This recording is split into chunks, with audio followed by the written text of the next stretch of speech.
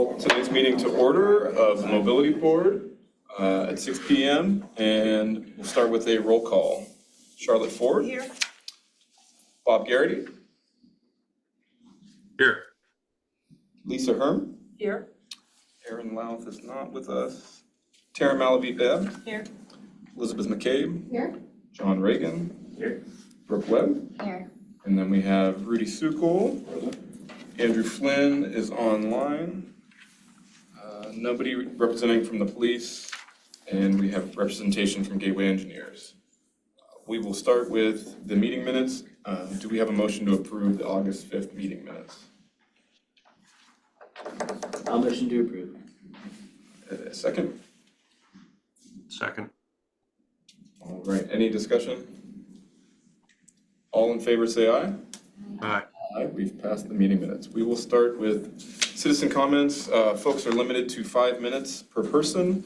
Those that are online, please raise your hand and we will call you out and then you will be able to unmute. Tonight we have Chantal Kubala. Kubala, yeah. Kubala. Kubala, either one. Please come to the front and state your name and address and you'll have 5 minutes to speak. You can, Come all the way up yeah, there. you can come up there, please. Even with the camera on my I think the mic picks up the front for those online. Want me here? You can go behind the days. Oh, behind this thing? Yep. Oh, okay. It's so formal. Hi, I'm Chantal Kubala. I live on 17 Sunny Hill Drive. Well, that was all you wanted, just the address. I'm here to voice my concerns about the crosswalk that goes across Washington Road, right near Mount Lebanon Boulevard. So there's 2 crosswalks that cross at that intersection. There's a northern one and a southern one. And I was walking my daughter to summer camp at Foster most of the days this summer. And she got hit by a car on that crosswalk. Luckily, she's okay. But I was holding her hand, and the only reason why she's not dead is because I had to yank her back, and she got hit in the legs as the car drove by. We had the green crosswalk light on, and the person was supposed to yell.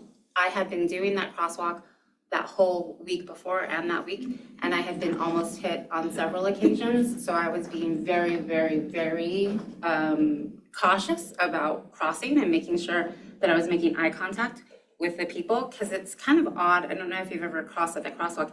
It's not really to the left, it's almost straightforward that you're looking at the people. So I'd make eye contact, make sure that they weren't coming, and then I would cross the street. I made the misjudgment on this one occasion of thinking that the guy was pausing because he saw me. Unfortunately, I think he was distracted.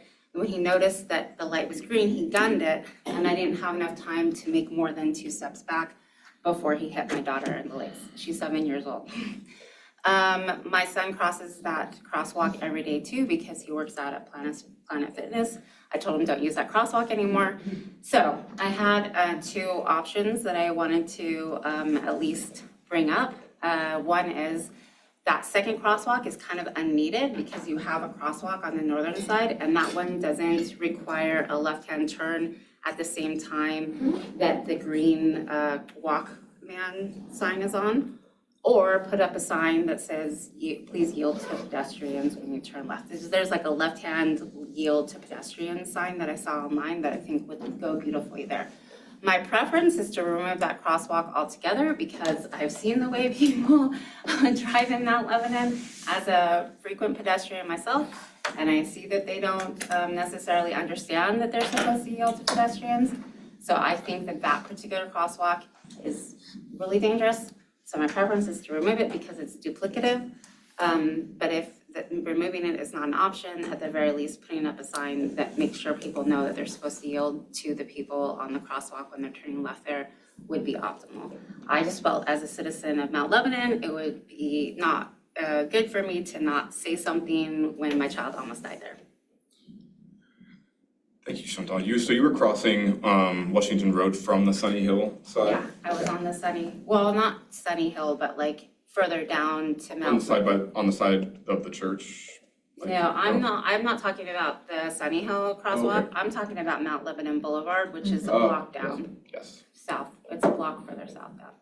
Understood. I mean, there are a lot of crosswalks. I noticed that you guys have on the crosswalks nearer to the schools, like the high schools. You don't have the ability for people to turn left at the same time that the crosswalk green lights are on. That would be like the best thing because that makes it safe for everybody. I understand that maybe that's difficult for traffic reasons to do on every crosswalk that's going across Washington Road. But where you can like make it so that there are turns at the same time as pedestrian green lights, that would be fantastic because I really think it is. I know that there was a woman who died in a crosswalk on the other side of Sunny Hill not too many years ago. She was my neighbor on Sunny Hill. And so this is not a unique problem to this municipality. Just for everyone's reference, which crossing are you talking about? Oh, thank you. It's this one right here. That's the one you So said. this is That's the one you're this- saying. This is the one that I was crossing, and when you turn left here, you have the green light to turn left here at the same time that the crosswalk is green. Gotcha. Whereas this one, there is no, the people turning right are here, and there is no turning, so this one's safer. So I tell my kids, and now I only use this crosswalk, but I don't want other people to use this crosswalk and get killed. Or seriously injured. That's it. Thank you, Chantal. Anything else? Could you say your address again, ma'am? I didn't catch Sure, it. it's 17 Sunny Hill Drive. Thank you. And usually we go to Markham. My kids all walk to Markham, now they walk to Mellon, and I have one in high school that walks so I'm a big fan of the walking neighborhood. All my kids walk to and from school every day, all three of them who are in the schools. But this is the first time I've ever been almost killed. No, it's a dangerous road, and I'll just say that the municipality is actively just launched publicly the active transportation plan and safety action plan, so it is going to identify problem areas like this, and I'll be sure that team receives this information. This is also, I think, a combination of two state roads where the district traffic engineer, District 11 PennDOT, would believe that the slip lane is warranted. That's what why there's so many lanes there, those slip lanes. It's not a best practice in terms of safe crossing and rather than taking out a crosswalk, that's what I would advocate for, removing the slip lane and redesigning the whole intersection. That costs more, but I've been passed on Mount Lebanon Boulevard for going the speed limit across the double yellow. Had trash thrown at me for driving too slow.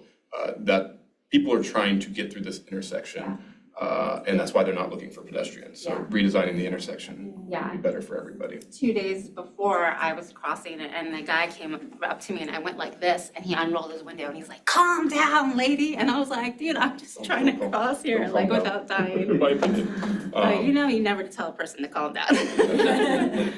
Out of curiosity, which direction were you crossing? I was going towards Mount Lebanon Boulevard from the, let's see, The opposite south, side of the north, T. west to east. Okay. Yeah, does that make sense? Yeah. Okay. Thank you so much. Uh-huh. Appreciate it. Thank you for having me. Right. Kirill?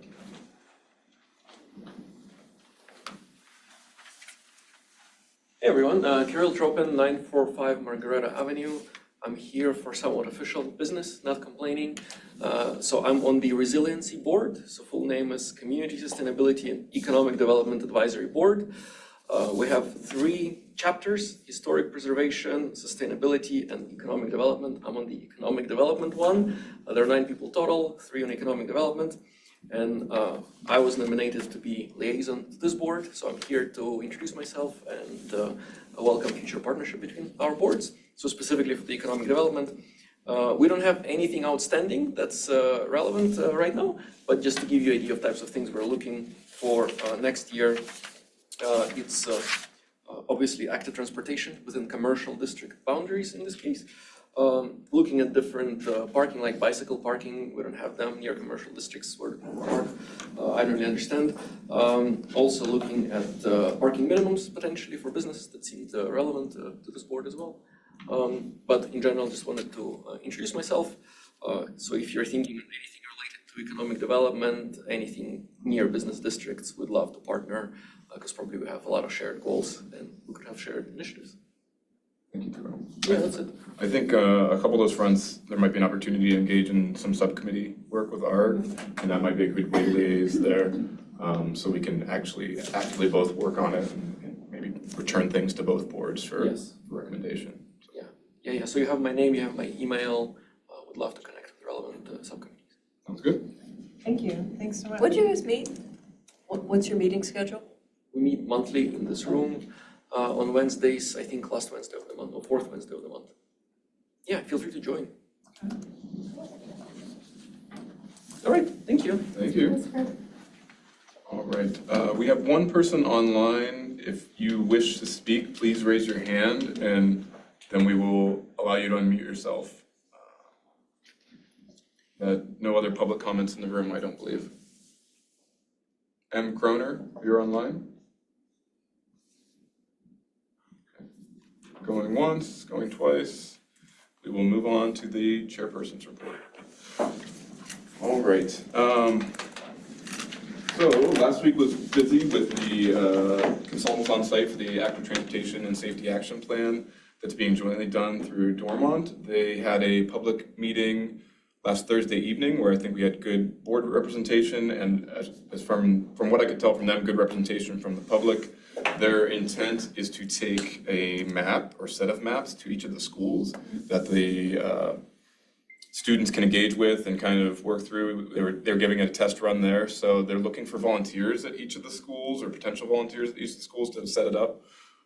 I don't know how best to engage, but I'll follow. Ian McMeans from the planning is running that project or program, managing that project. So I'll follow him to let folks know, or you can just let the board know if you may be interested or have people interested, and we'll try to send information through there.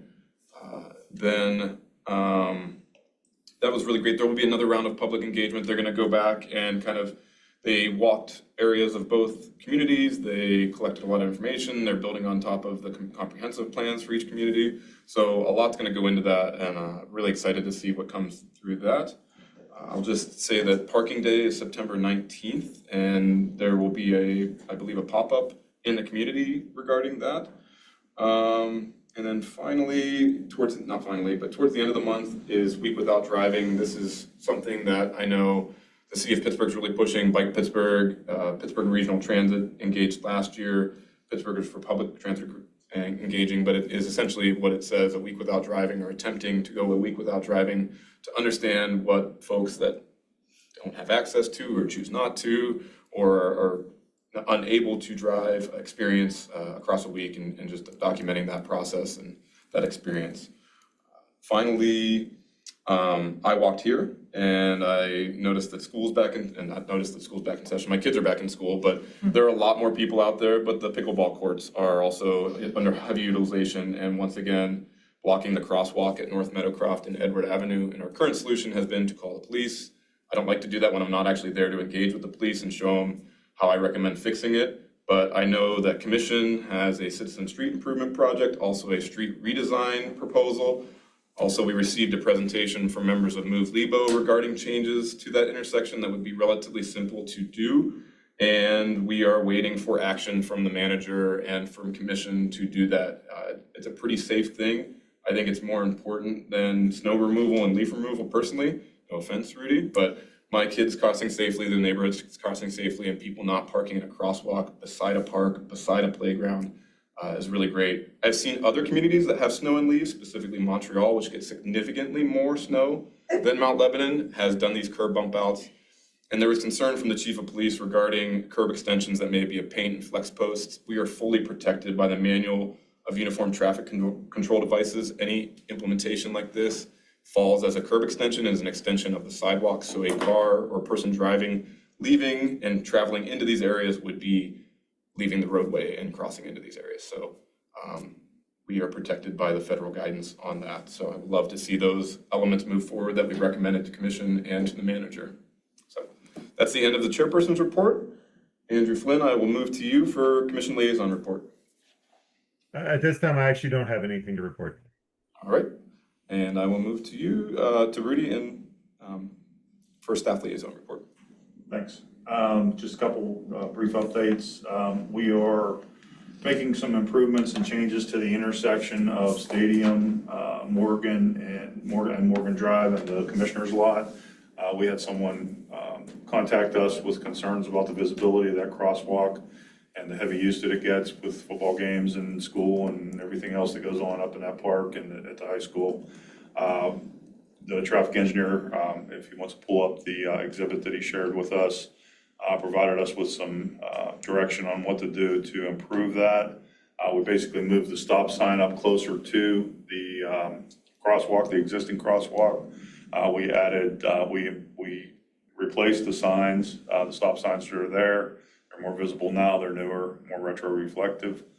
We also included and installed new warning signs for the crosswalk itself.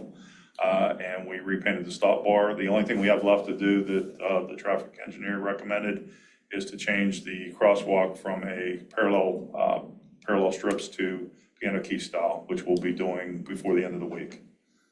The guys did everything else there today. This morning, we eradicated the old stop bar. We extended the double yellow center lines up to the intersection, so it tightened everything up. So it does look a lot better now.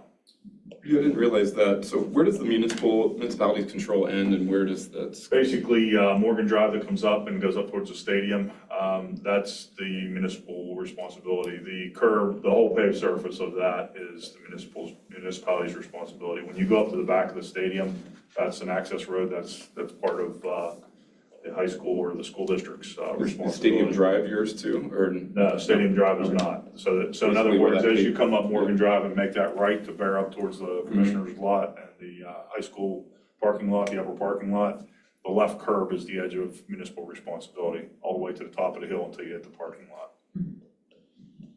I mean, I'm sure the school district and others are concerned of like bus movements and anything else, but it would be a big intersection to have a raised intersection in, but this sounds like a good interim treatment, and maybe there's some other solutions that'll come out. Just that raised intersection kind of exposing people in a different way or changing, because it's supposed to be 15 miles per hour through there, but I watch people blow those stop signs on a regular basis. And the way the kids cross is they just cross, Yeah. they don't Yeah, look, they they don't. cross everywhere, they The cross board, anywhere, yeah. yeah. It's a tough one.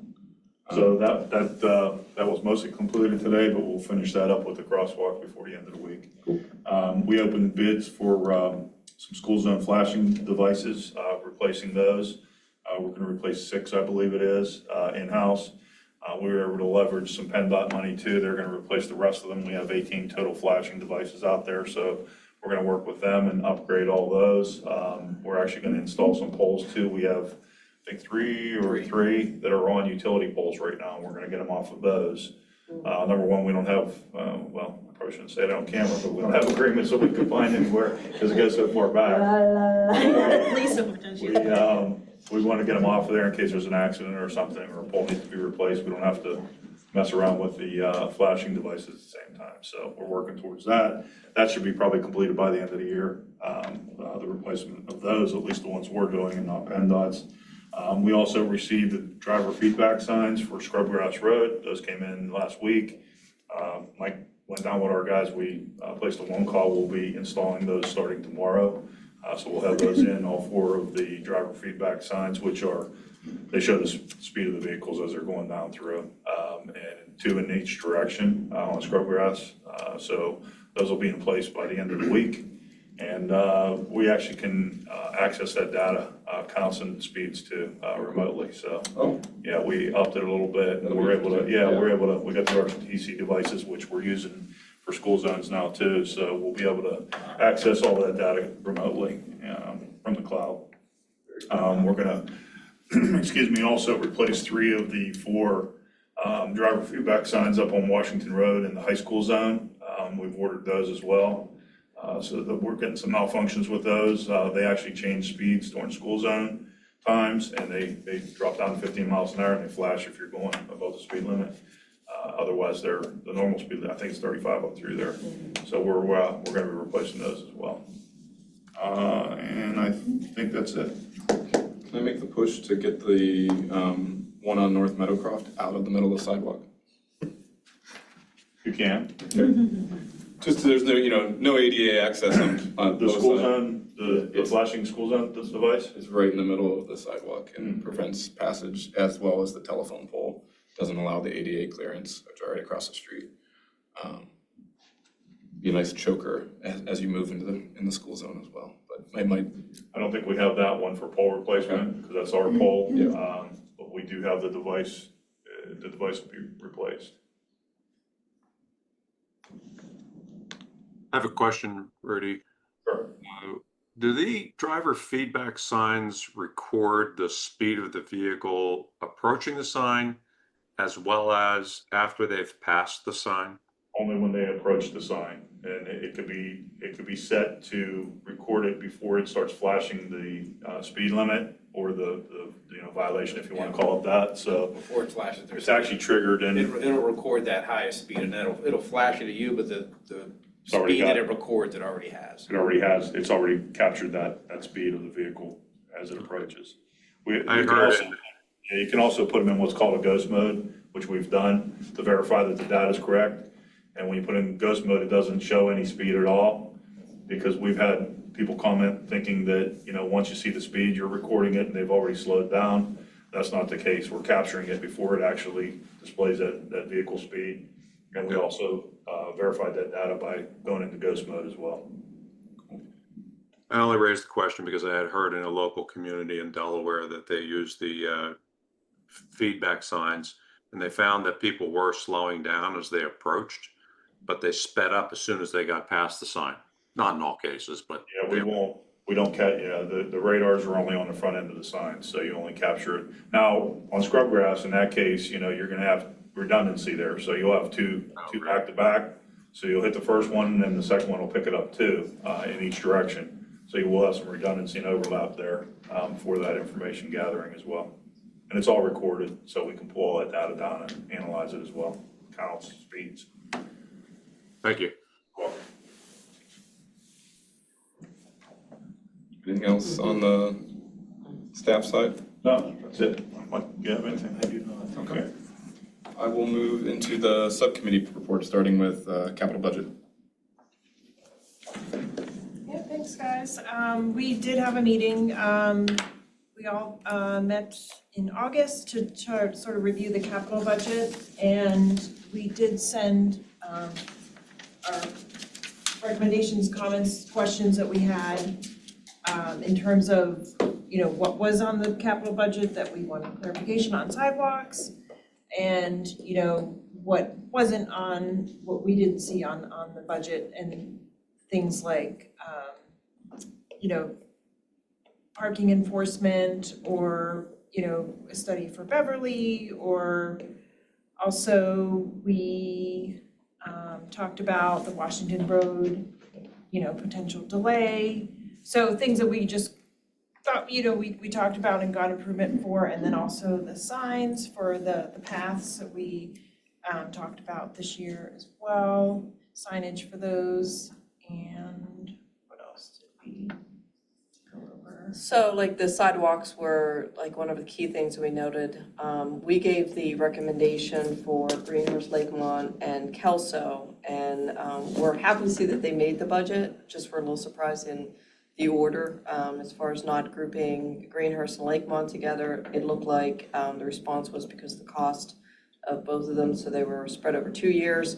Kelso was put into 2028. It looks like the commission made that decision, even though we put Kelso at the top of our recommendation list. Asked again too about the pricing. Again, we were using the 2024 listing pricing, which, sorry, my college student calls me for 2 hours. So the pricing came back. It was just a little surprised to see what the actual cost versus what was the estimated cost of getting that work done. I think the your answer back on the staffing for parking enforcement, that's more in the operating budget because that is the staffing, which we understood. Also, we asked about the Beverly Road as far as doing a study, thinking that would most likely be a capital funded study. And if there was, any plan to do that under, the recommendation as well. So, just so you know, the only thing that really falls under capital or the sidewalk things because of the price and what they are, the capital items. The other things, just so everyone knows too, after every meeting, we send, using Microsoft List, we send action items to the municipal manager. So all those things that you guys vote on are sent to the manager the following day or shortly after the meeting, so that he can share those with the commission as well. So anything that, I've received from you guys is shared with the manager. So we're still in the process of operating budget. Anything that's enforcement would come under the actual parking budget, which I don't manage or control. So it's a whole separate item, so I can't really answer for those things. And again, not necessarily, so as far as the parking, because there was a parking committee, now that sort of got rolled up into like Yes, this group. Correct. So as far as like funds for like the parking garages themselves, like where, does that get reviewed? I mean, obviously get reviewed by on the municipal side, but does it get reviewed by this committee at all, or anything in the parking? This is an advisory committee, so advisory board, so you're providing advice to the manager and the commission. So I pass that on, and then that's reviewed by the commission and the manager. Well, it starts with the manager and the finance director, and then moves on to the commission for review. Okay. But if we had recommendations like for, as far as to advise on like the parking in general, like when we're talking about the uptown area, like whether it's the north garage, the south garage. I mean, that's not specific to me. Yeah. That's more of a general statement that you support or you would like to see something. It's not a specific ask for something that has value or a dollar into it, or, even a study to do that, or look further into something. So from my perspective, that's just a kind of a wish, something that you would like to see done, but not specifically spelled out how you're gonna do that or what exactly is gonna be done, so you can put a dollar value to it. I'm sorry, I didn't catch what exactly you were asking for. So what I was asking was, when we were talking about what was in the capital budget for future, Right. the question came up about like the parking structures. And Okay. was curious, like where, if there is any advisory board at this point that, or does that fall under us as well? Yes. Okay. But again, from an advisory perspective, parking is mobility. Correct. So yes, I mean, I was on the parking board before I was on commission. And yeah, and trust me, it was boring. There's a reason that I pushed to get rid of it. We won't disagree, so Sarah and I were both on that, and that was pretty much the heart of the question was, since that went away, though, there's still probably some need for advisory. We were just trying to understand like how we could also be of service to those kind of public spaces. No, I think that's great to always be thinking about it. Again, always just keep it in the context of mobility. But if you can spin it as it has a mobility purpose, then you have every reason to bring items forward.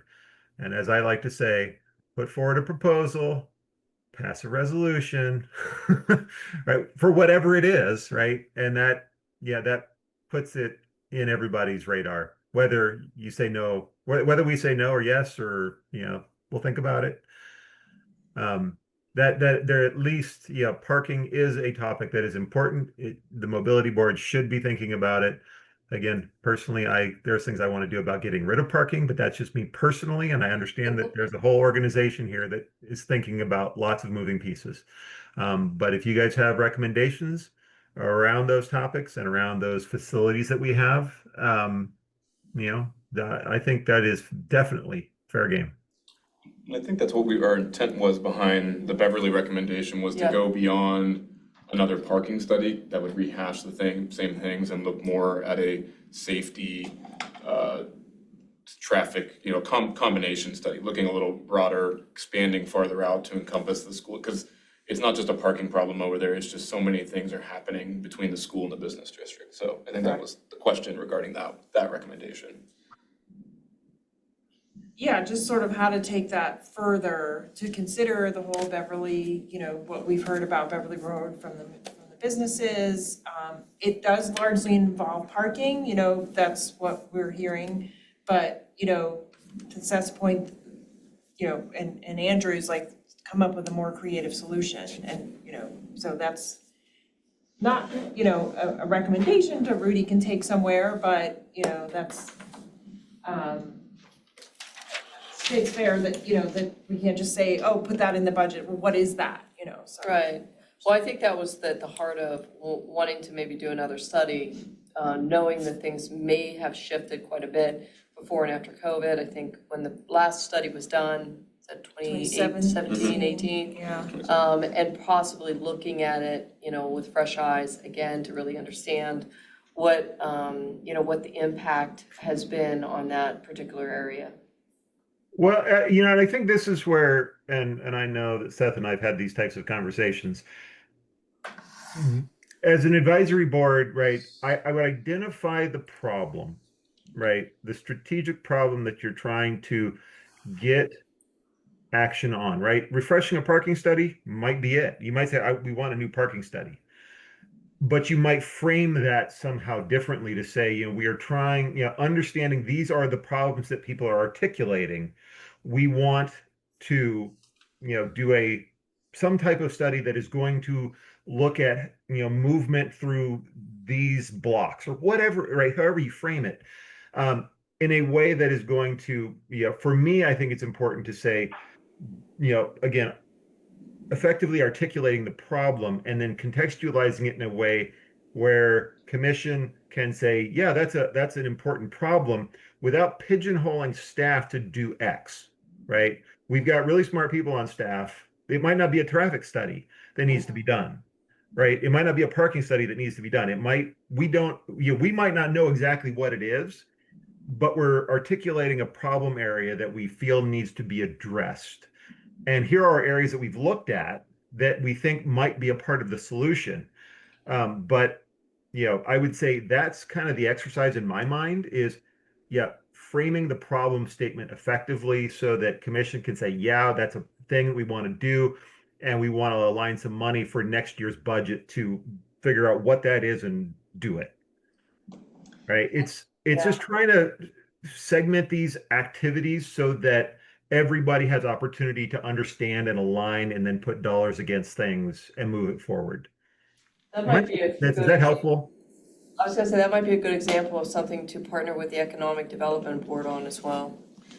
I mean, I think to Commissioner Flynn, I think that we felt we made that recommendation. Yeah. And maybe we didn't use the right language, but I thought that was basically, hey, we've heard that parking is an issue. We know the pickleball courts weren't in existence prior to COVID. They've been an issue. We keep hearing about these same intersections, school crossing, new businesses.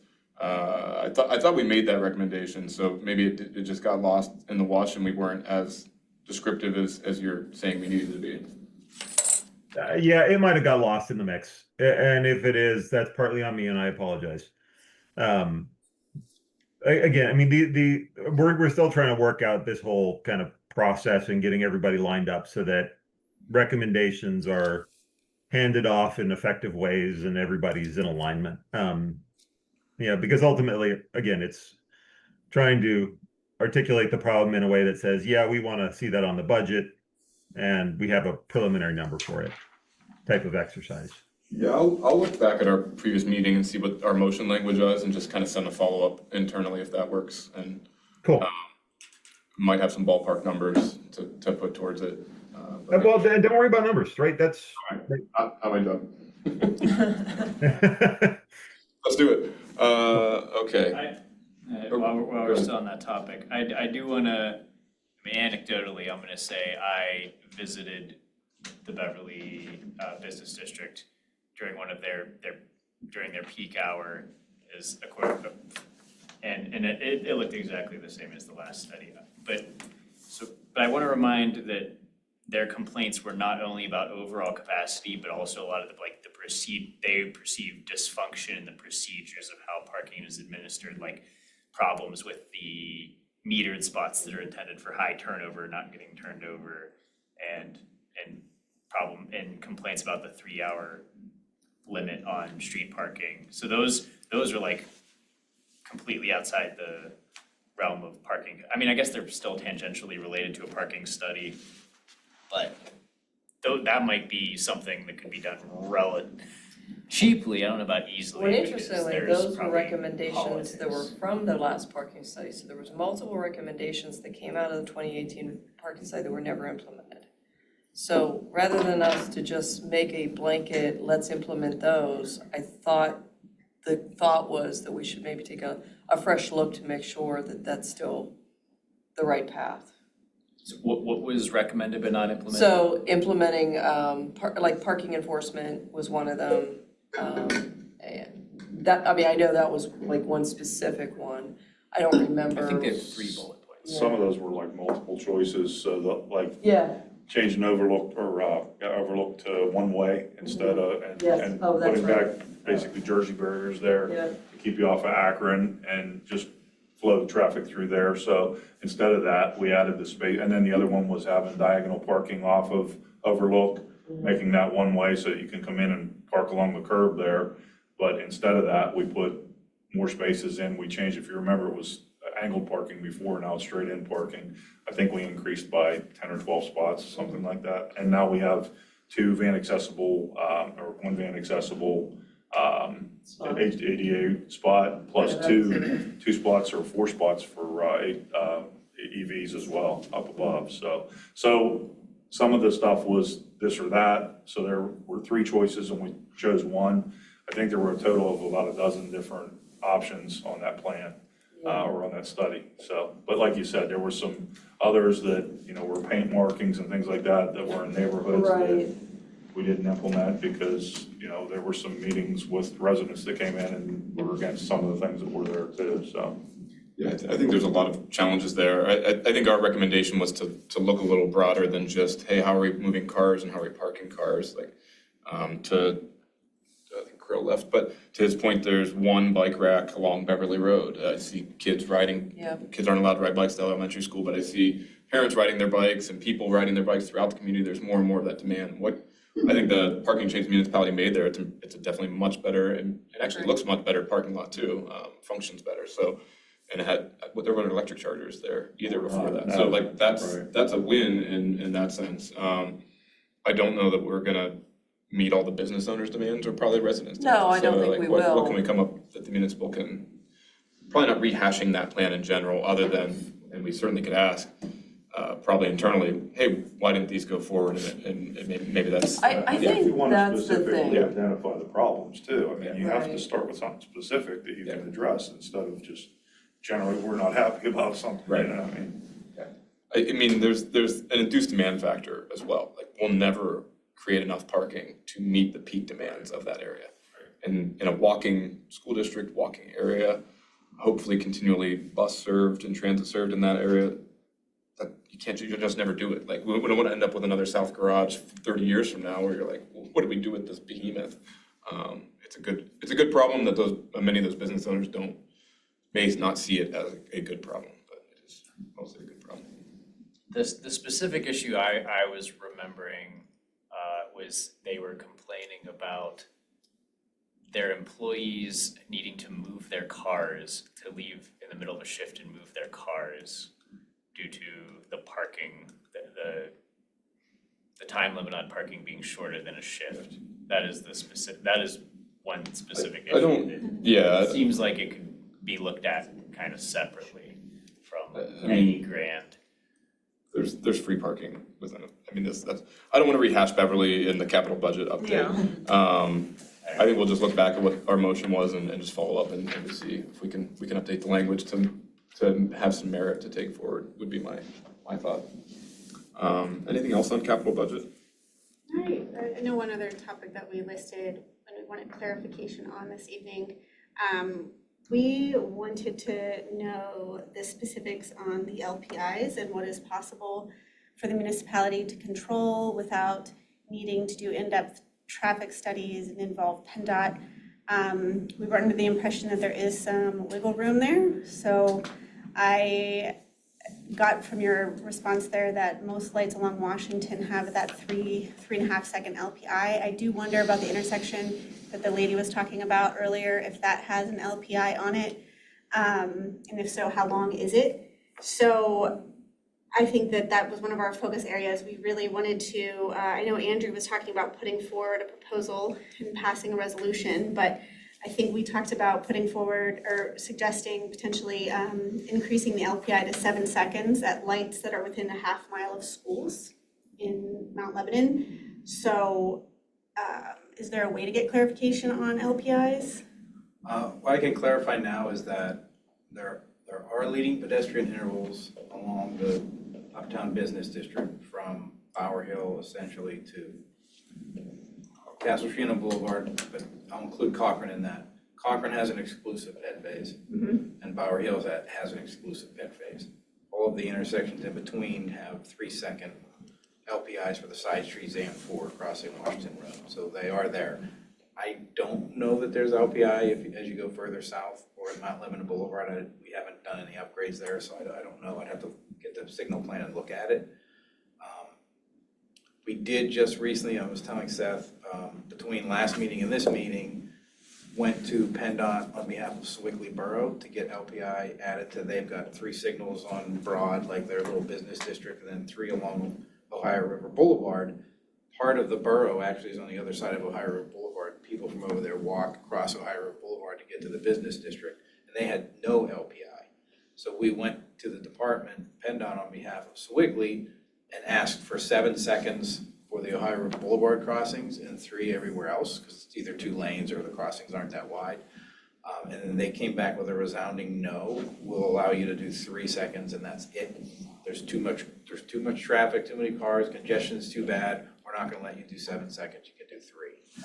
So I hesitate, it's not to say that there can't be an ask, but it would have to be a formal ask. It would have to come from the municipality. It may require some additional data and studies to justify increasing it over the 3.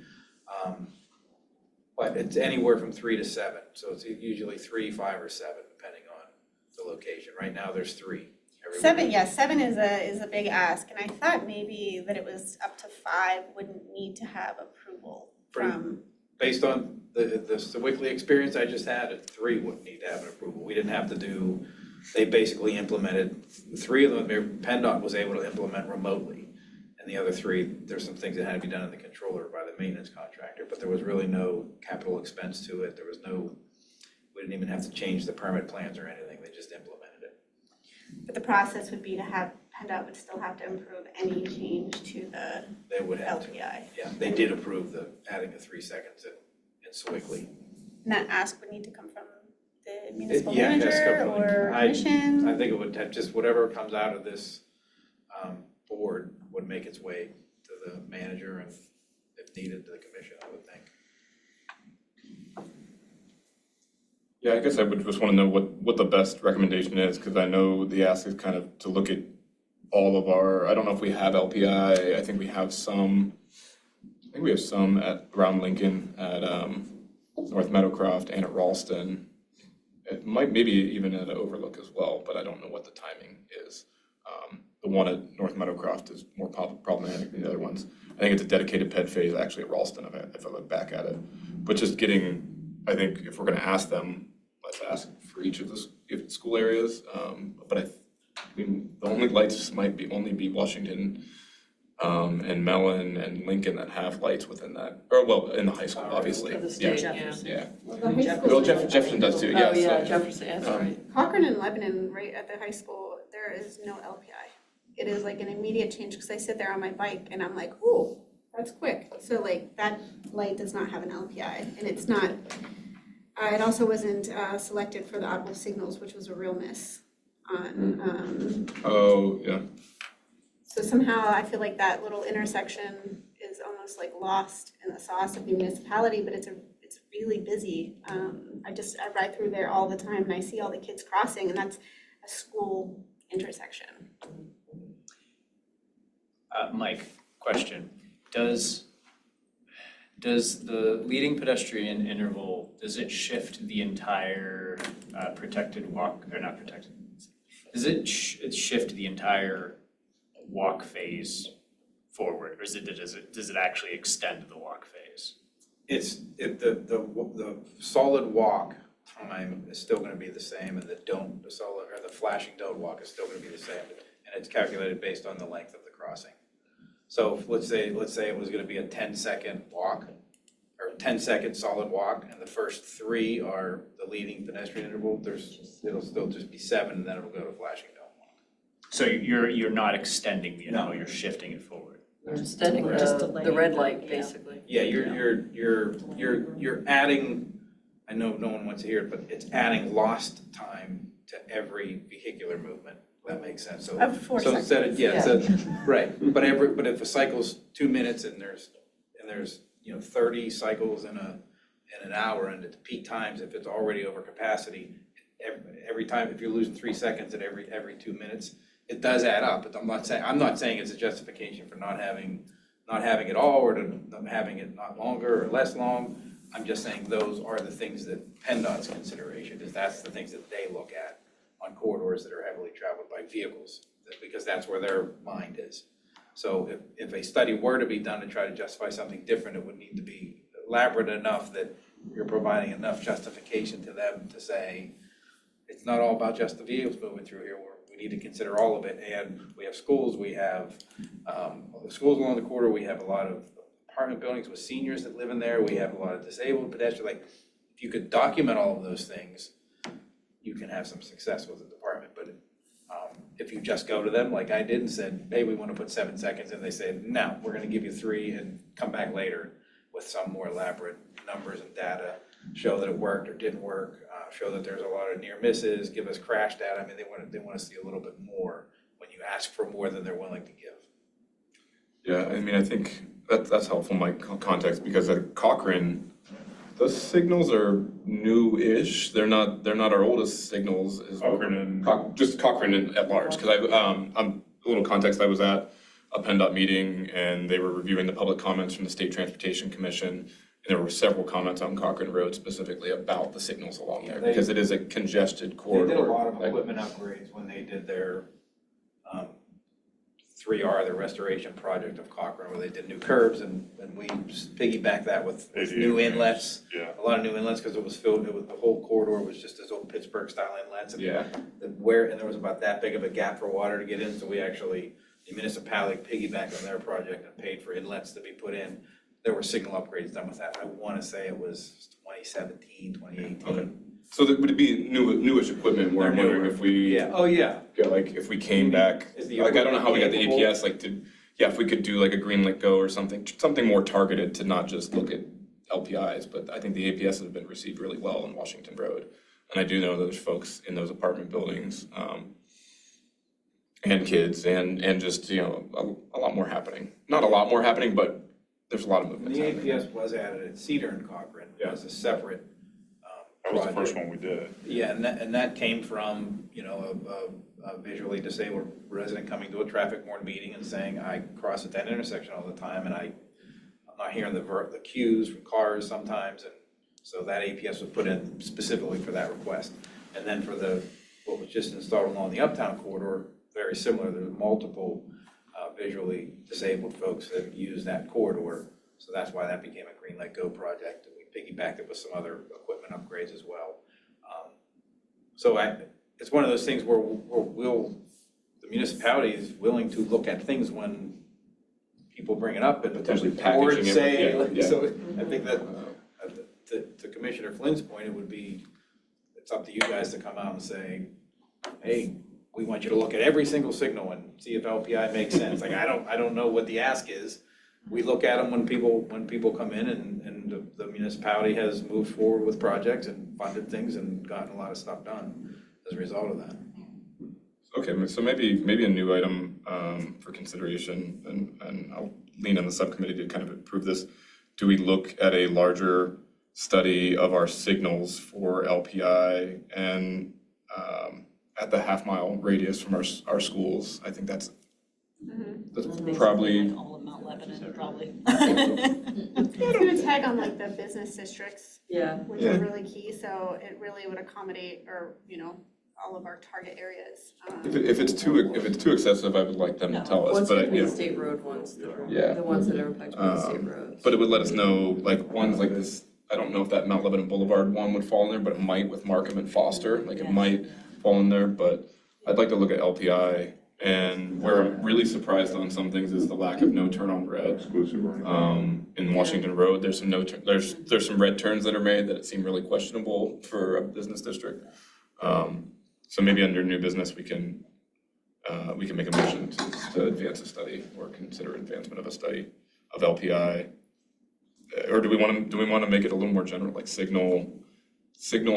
signal, or improvements to our signal infrastructure for safety?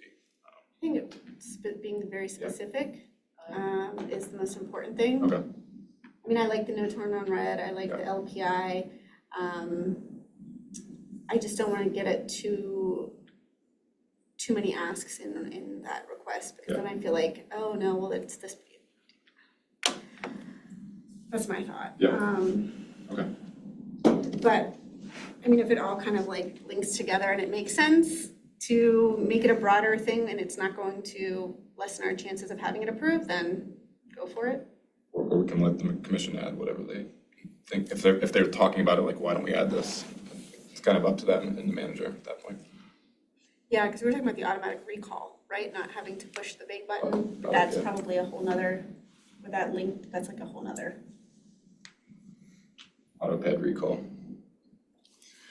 Okay, anything else from capital budget? No. Okay. I think that's it. I will go Thanks. to policy and street design. Policy and street design subcommittee did not, our meeting fell through this month, so not much new there. I suppose it has been since our previous meeting. Per Rudy's suggestion, I did submit the right to know request to get more information about the overnight parking policy. And the thought that went into that, I got an extension request where they kicked the can down the road to get more time to gather the documents. I think I'm told to expect them to September 12th. So hopefully we get that we get that information in a couple weeks and can look at it. And I believe review of the overnight parking policy is actually a comprehensive plan item. Or I might be hallucinating that. There was something that I thought was in the plan and it wasn't like that. But so yeah, that's the main update. I'll share Kirill's contact information because we had kind of made a list to who we felt was on the subcommittee for policy and street design. Okay, and if he's the board, if he's the liaison to the board, I should probably just share that with everyone. Yeah, I'll share that with the board. All right, and then I will go to old business, the Peyton Polls budget utilization. I was looking back and I think I put the presentation we received from Move Lebo in our folder. Mike, I don't know if you had a chance to see that or, okay. I think our question was there was initial budget of 30,000 to the mobility board. Is that a number that was right from last year's operating budget? There was funding Yeah, put aside by Commissioner Flynn for projects or things that we. And we didn't expend that on Kelso, and the board was wondering if these recommendations from others could be considered for continued utilization of those funds, or if that would just roll over. I can ask that, yeah. So I mean, does that sound familiar to the board? We were talking, but You don't roll over wondering. though, right? I'm sorry? You don't have a rollover process for something Yeah. like that. Oh, you do? Well, it depends on what it is, yeah. I mean, usually it's, if you were gonna purchase, like, for instance, we're still waiting on trucks that we ordered last year, so we roll those funds over into. Right. But that's something like you've already ordered and Yes. you didn't receive them, so Correct. they have to roll over. But something like. But there's some things that we've done that with too, like the sidewalk, and I think you guys asked about the private street, Yep. funding for that. You know, that money's in there in case somebody comes to the table and wants to proceed with something like that. So if there's funding available. So this is the first year for that $30,000, so I don't know the answer to that for sure. I'd have to ask the finance director. Do we should we make a recommendation to request to have that? I don't think we're there yet. I mean, you know, we we would need September. design, or, request to have it again Yeah. next year. See where we're at, you know, if something comes up before the end of the year, you can always do that, you know. Okay. October, November. Bring it up next month then. Sounds good. And then, new business, we have parking minimum requirements. We're gonna go to, I think, John, you requested this agenda item. I mean, I'm happy to talk about it. You did, but I if, thought I thought this was a carryover from last time. I had it under new business, but maybe I should have had it under old business, so that might be my mistake. I thought this was I thought this was from a previous one. If we can table that, and I mean, no, let's talk about it. 1 second.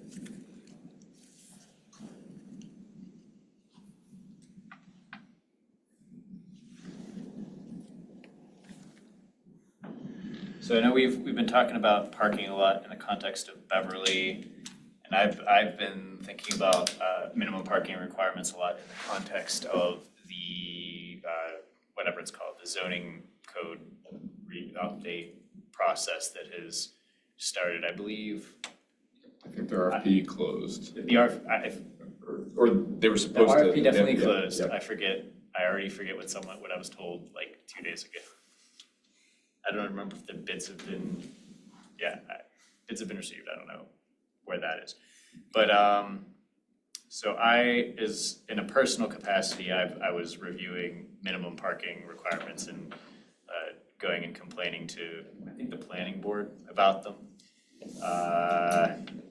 They actually weren't, it looks like some more thought went into them wherever they came from than I had anticipated actually. But there's some room for improvement definitely, if you subscribe to the belief that minimum parking requirements are a thing. So we don't have any, like, we don't have a recommendation before the board. We don't have a recommendation before the board, but I have been thinking about this. I do find it curious that we don't have a maximum parking limit, which is a thing that neighboring municipality, I believe Castle Shannon, has a maximum parking. Theirs is in the form of 110% of the minimum. So they have a minimum, and then they turn around and say, okay, you can't have more than 10% over that, because a parking lot is an ugly use that induces demand of bringing your loud, stinky vehicle there, and that is the way I put it is that's kind of like an industrial use in your residential or commercial area. So, am I going on tangents? Yeah, I was gonna say, can we maybe put this on old business for next month and have, like, kind of similar to you did with your like ped signs? Just a presentation where we can make a recommendation because I don't think we will control the recommendation. I think the Saldo, which is the subdivision and land development. I know. They'll, but if we have like, hey, mobility board recommendation. I'm bringing up Okay. stuff, I'm bringing up stuff for people to think about. Gotcha. I'm saying, I thought about this, here's some stuff I thought about, Gotcha. and I want people to come back and tell me what they think too. I'm sorry, I'm like, if I'm rambling. So maximum parking requirements, that's one thing I think that we as a board should look at. It occurred to me, electric vehicle charging.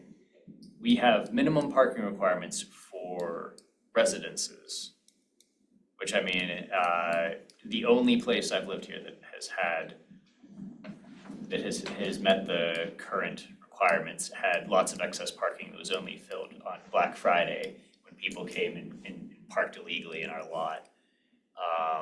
But if for residences, we should probably look, if we're requiring a parking space, then parking spaces for residents as opposed to visitors should probably have electric vehicle parking constructed moving forward for any new residential parking. So that is something that is currently entirely absent from I forget if that's zoning or Saldo. Yeah, I think, because there's the alternative, and Rudy, maybe you know, the alternative parking strategy for planning projects, does that live under planning? Because I know they have that for some development projects. Yeah, I think it does. But it talks about transit, but it doesn't talk about other things, I think. I'd have to actually ask Ian to make sure, but I think you're right.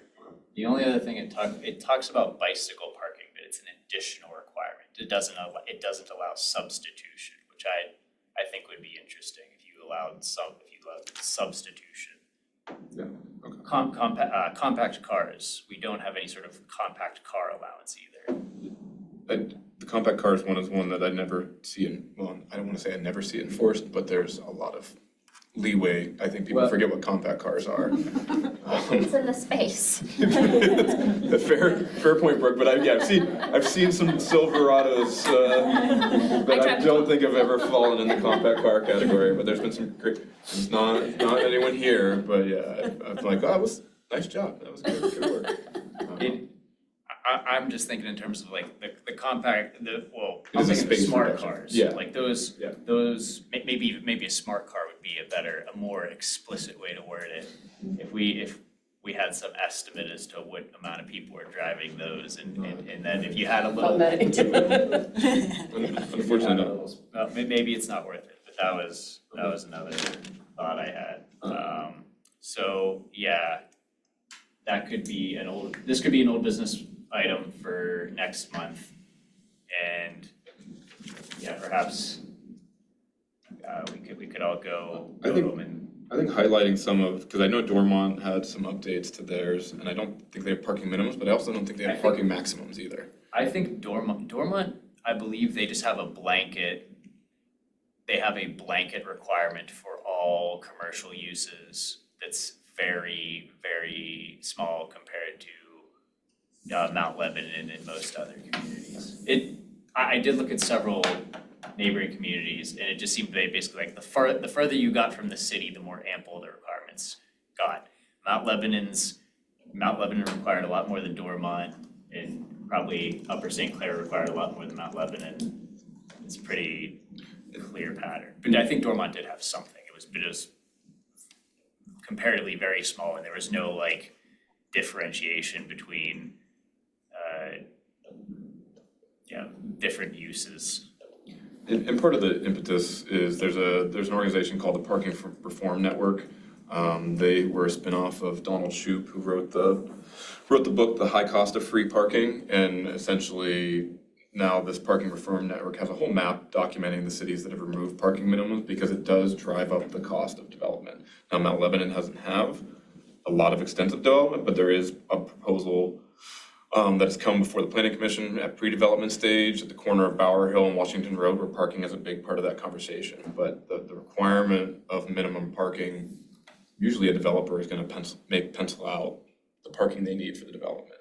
Unbundling parking from a development project sometimes makes that pencil easier, especially an area like that is within the watershed of 2 light rail stations and currently, hopefully continually, multiple bus lines. Now, that's not a perfect solution, but it's better than a lot of Allegheny County. So Mount Lebanon's parking minimums may tend or discourage some development places. So it's been an ongoing effort. So Parking Reform Network has some good information, but maybe we can have some more formal recommendations at a future meeting. To-do item, come up with some recommendations. And do we wanna do like an individual format, like come up with some a bunch of small recommendations to vote on as opposed to like one big package? I think potentially, or we say put them all in. I just want to, in my mind, as the Saldo is going for study, I would like the parking board, or not the parking board, the mobility board to weigh in and just have them. I don't know that will affect, and hopefully it affects change, but that would be my recommendation. No other new business items other than if someone. Seth, can I ask a couple questions? Yep. Oh, go ahead, John, or Bob. But I answered anything, really. Bob, John. I hear that Parking Reform Network may be a place that I can get up to speed a little bit with the conversation before the next. Is that the best place? Yeah, I think that's a good place to start. They've got good resources. They've got guides. They're tracking this at a lot of other cities, so you can see some peer municipalities. They may have looked this up. It does not appear that any in Pennsylvania have, but New York, Ohio, Virginia, Maryland have several areas, so that's a good place. Yeah, parkingreform.org. Got it.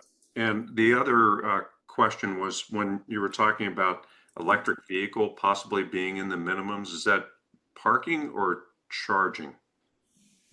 Well, we are requiring that any residence constructed has a certain number of parking spaces. And I mean,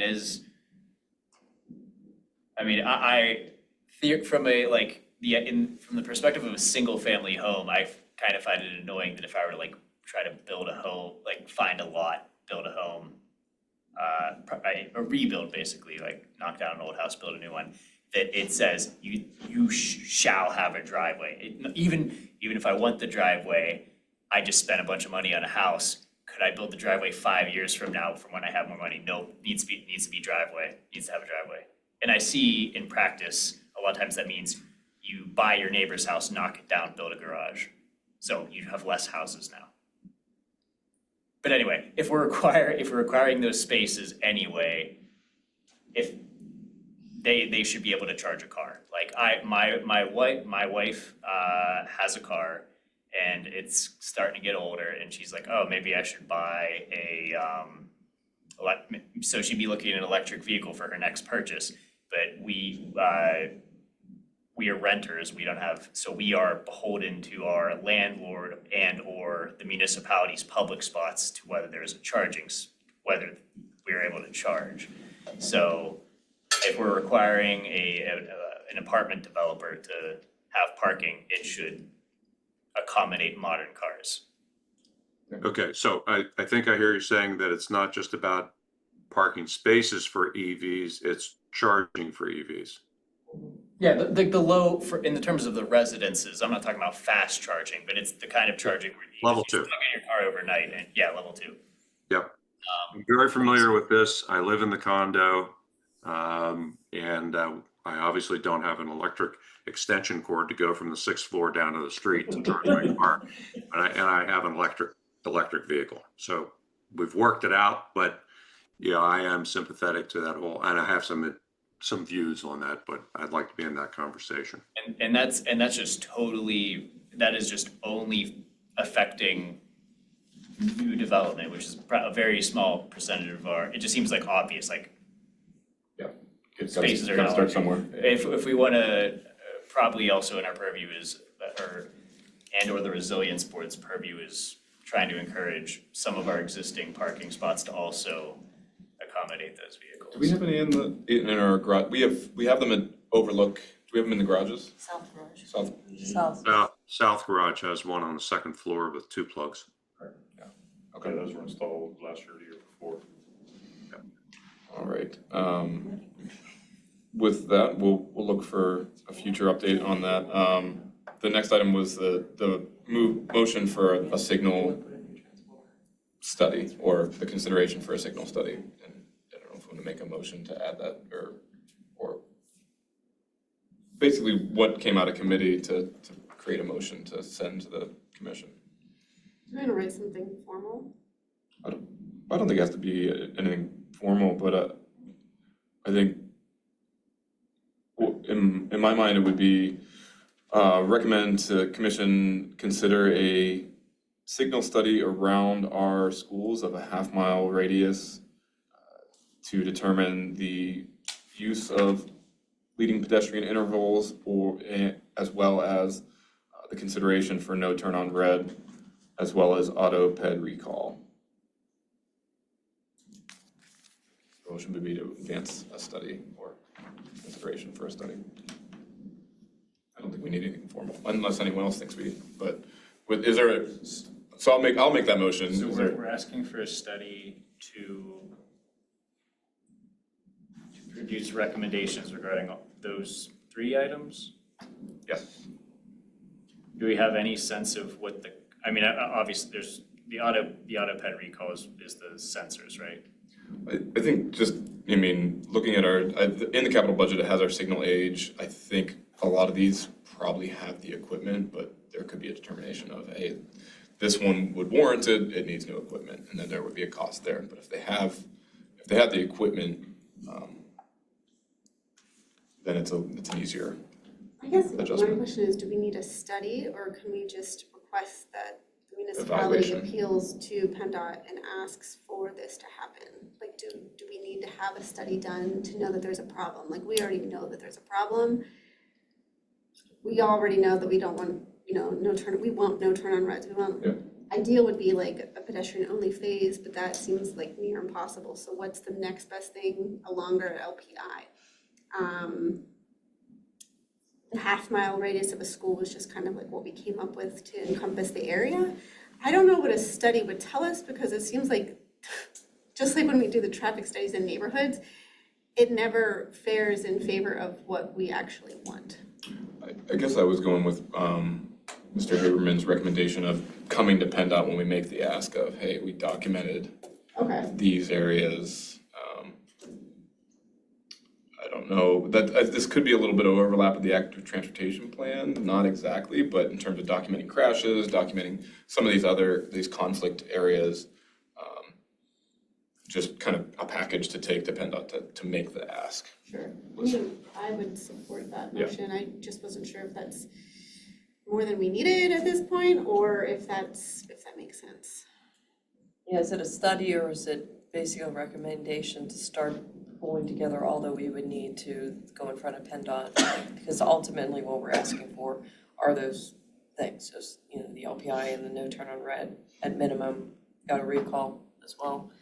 But I think at this point, it's really making the recommendation for that amount of whatever the data or whatever start to be put together for submit to PennDOT. A package of research essentially, or Yes. or And if that includes that we need to do more traffic studies or whatever, then maybe that is part of it, but we're making the recommendation that at least that, we want this under consideration. that starts to happen. So do we want to make the recommendation? Do we want to make the motion that we make the recommendation to put together enough data and the packet to put forth to PennDOT to increase the LPI, eliminate the no turn on red, institute auto recall where possible in a half-mile radius to our school zones? That sounds like an acceptable motion to me. I would That's my motion. I would second that. We kind of put the discussion before the motion, but any other comment from the board on that? So, well, that's a lot of things altogether.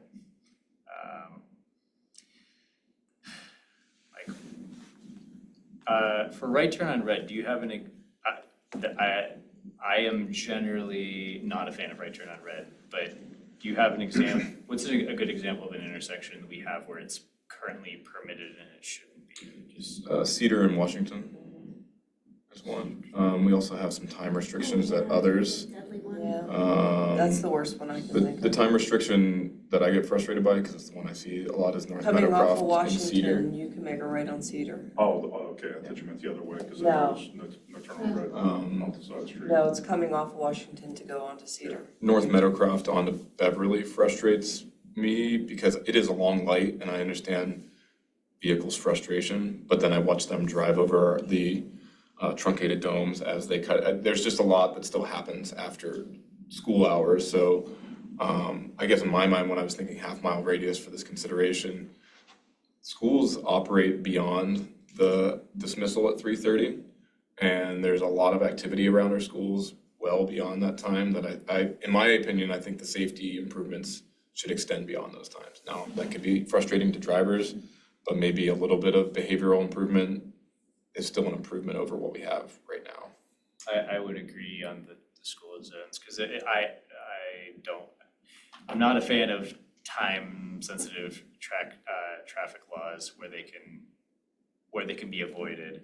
And in the case of the school zones, that would also mean you could design the street for your 50 miles an hour and not deal with, we have our Castle Shannon Boulevard that's And I think that was a question of the active transportation board, school streets and recommendations around that, like So designing that's these a streets. fourth item. So if we felt that the no turn on red would somehow impede our success for the LPI, I think we would, I would maybe say put that secondary. But I think if we could get the LPI at least appealed or in front of PennDOT, that would be the first recommendation. If we could put in the no turn on red as well without hurting our cause for that, then fine. Clarification, is a no turn on red something that PennDOT has to approve, or is that a municipality? Like If it's in a design? signal, it's part of the signal permit. And it's No turn on red is a signal. And it is regulatory, meaning it's not just a warning or a suggestion, like you can get a ticket if you turn on red where there's a sign that says there's no turn on red. So are we loading it to full with no turn on red? Possibly. Go That's what I'm ahead, saying. Commissioner Flynn. I'm just curious if this conversation or this, action or consideration for action is conflicting with active transportation planning. I'm genuinely curious. I don't know, but it I don't- seems I like don't there's a know lot of overlap. I think it could be, like, I could imagine that plan coming out and saying, hey, the municipality should get rid of no turn on red everywhere. But I don't know what the outcomes of that are gonna be, I guess is where I'm at. That's a good question. It'd be good to know if LPI is addressed in active transportation plan. If it's not, then we should pursue it separately. Well, maybe, how about, I know we have the motion here. What if we move to table and we try to get that, we can facilitate that question 3 into to the team behind that to see, hey, this is what the mobility board's thinking. Is this coming as a bigger recommendation? Or do they anticipate it? I know they're early days, but to your point, Andrew, I would rather hear recommendations in whole from a document, and then be able to work from those. Well, I think the other piece of it to me is that if the active transportation plan comes back and says these things, that these things are important, that's a very firm recommendation that we can then take in our pocket and say, okay, PennDOT, here's what our studies are recommending. These are the things that are being asked for. Help us implement, as opposed to not necessarily having that backstop. And just going to PennDOT and saying we want these things, because I think to Mr. Haberman's point, they'll just say, no. Yeah, I agree. I think at least asking the question to that group and either getting some direction one way or the other, if that sounds okay to the board. I'm agreeable to rescind my motion until next we meet. Okay.